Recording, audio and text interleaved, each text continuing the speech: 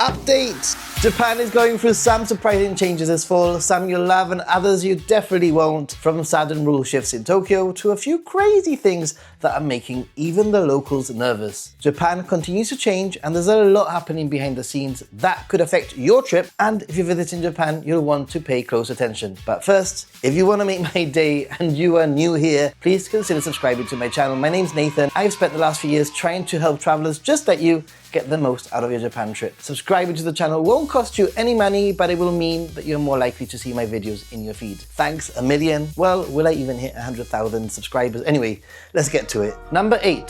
Halloween is cancelled. Well, kind of anyway. It's that time of the year again when costumed partygoers descend on Tokyo's Shibuya crossing. But this year, the ward is once again urging visitors, especially foreign tourists, to avoid what they call a disruptive Halloween. After years of problems with public drinking, littering, and blocked alleys, authorities are tightening control once more. Alcohol sales will be restricted and streets around Shibuya Station will close to traffic, and even the famous Hachiko statue will be fenced off for protection. This year, there will be over 120 security guards that will patrol the area on October the 31st, and local shops have been asked to stop selling alcohol altogether. Now, my first-hand experience is that Halloween in Shibuya is still pretty much quite alive, but each year it's less fun. Security patrols really dampen the atmosphere. No drinking in the streets seems to be strictly enforced, and crowds can easily get out of hand to really scary levels, more scary than Halloween itself. So maybe yes, give this one a miss, or at least keep away from peak crowds and visit early. And if you want to join the celebrations without the chaos of Shibuya, there are plenty of other places like Shinjuku. Well, less chaotic anyway. It's still quite crazy, but less stressful. Number 7. Bear attacks. Traveling in Japan, this risk will probably not be on your radar, but Japan is on bear alert, believe it or not. And now even a tourist has been attacked. In Shirakawa-go, Japan's famous thatched roof village, a Spanish tourist was attacked by a young black bear whilst walking to a bus stop. He survived with minor injuries, thankfully. This comes only one day after a woman in northern Japan was killed by a bear. Bear sightings are increasing in Japan, even in residential areas, due to factors including declining human population and climate change. Although still quite rare, and a warning mostly to those walking through trails or more remote areas, visitors are being warned, stay on marked paths and don't wander off. The photo isn't worth it. Number 6. Nuisance streamers. Some people in Japan are running out of patience with nuisance streamers. From streamers shouting Fukushima on trains to influencers trespassing in sacred sites and even stealing from graveyards. A very small group of foreign content creators are giving tourists a bad name. The latest incident, a Ukrainian YouTuber with over 6.5 million subscribers that has been arrested after live streaming himself breaking into a house inside Fukushima's nuclear exclusion zone, an area still considered too dangerous to enter.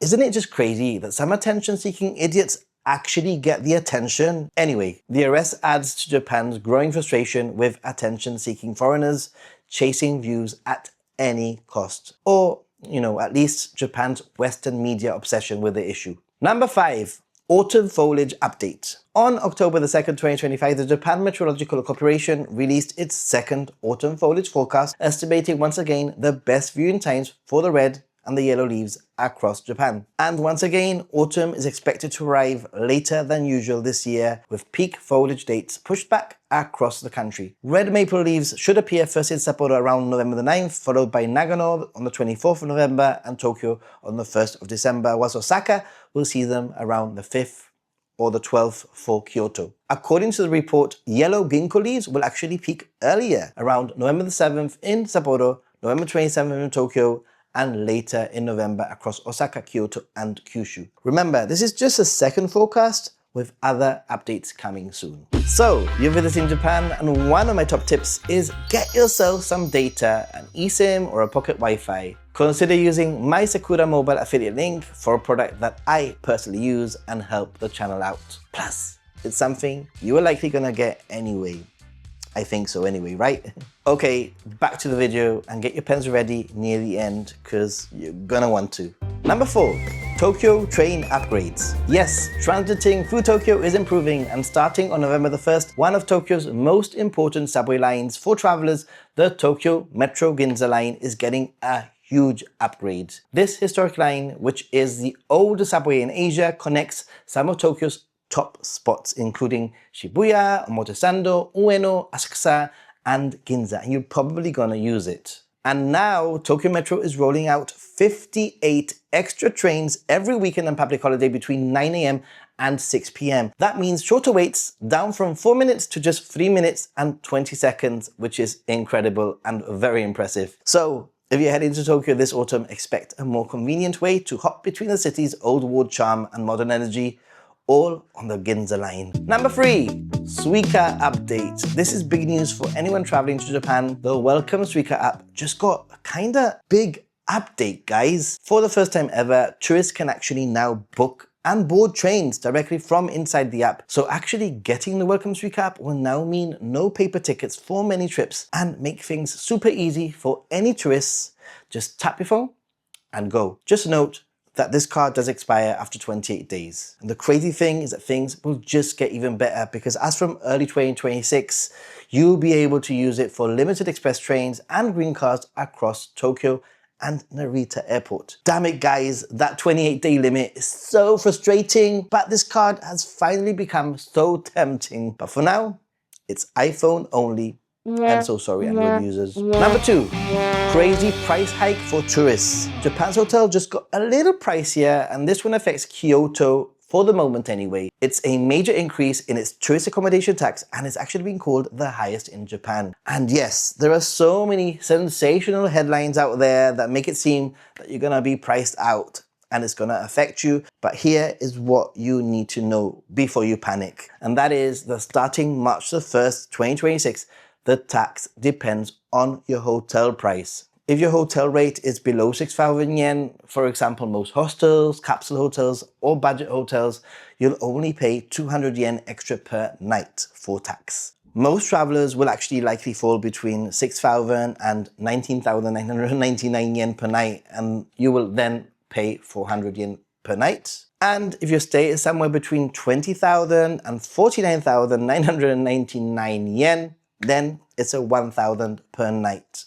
And if your stay is somewhere between 20,000 and 49,999 yen, then it's a 1,000 yen per night charge. Now, this is where it gets a little bit crazy, because luxury rooms above 50,000 will pay 4,000 yen, and those ultra crazy exclusive 100,000 yen plus suites hit a 10,000 yen tax, and that's the one that's making headlines. There are some other considerations you might be caught out in, including an additional onsen tax, which is standard if your hotel has a natural hot spring source. And just be aware that some booking sites do not include these additional taxes at checkout, and you might need to pay this additional fee when you check in. Question, guys, what hotel accommodation bracket do you fall under? Personally, I'm really curious to know, but I try to get a room below 10,000 per night, but in special occasions or locations, I might splash out just a little bit more.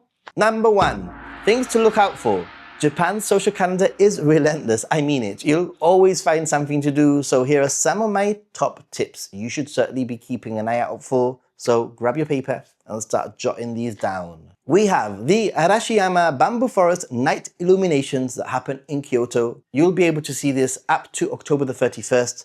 The famous bamboo paths light up nightly with handmade lanterns from 6 p.m. to 9 p.m. Also, you'll be able to check out Akihabara's Pedestrian Paradise. Who doesn't love Japan's naming methods? Every Sunday this October, Akihabara Pedestrian Paradise is turning into a social experiment. It's adding benches, bins, and shaded areas to make the area more walkable. Guys, it's so good to hear testing new ideas. I am so excited for this one. I'm talking about retro Yamanote line trains. Guys, it's a dream. Tokyo's Yamanote line is going retro from October the 4th to November the 3rd, so look out for trains wrapped in vintage designs. The 103 series bright green and the 205 series silver will be on display, celebrating 100 years of the Yamanote line. The cool thing is that they ran on normal schedules, so you might just hop on history by chance. I am so glad I'm going to be in Japan to see this firsthand. This year, we also have Ikebukuro's Halloween Cosplay Festival. So get ready for Japan's biggest Halloween cosplay event. From October the 24th to the 26th, Ikebukuro transforms into a street full of anime, gaming and costume fans from all over the world. So you can expect music, parades, and some serious creative costumes on display. This is an organized event, so no cancellations expected. I'm mentioning this one because it might affect you, and that is that on October 27th, US President Donald Trump is set to visit Japan, meeting the new Prime Minister and inspecting the US naval base in Yokosuka. I'm just mentioning this because it could potentially cause some travel plan disruptions, so keep an eye out for this. If you're planning a trip soon, then check out some of my other videos for travel tips, updates, and hidden spots most tourists miss. And check out my walking tours, which are really useful to get a good idea of a location before you even visit. Stay positive and be happy, gaijin. Till the next one, see ya!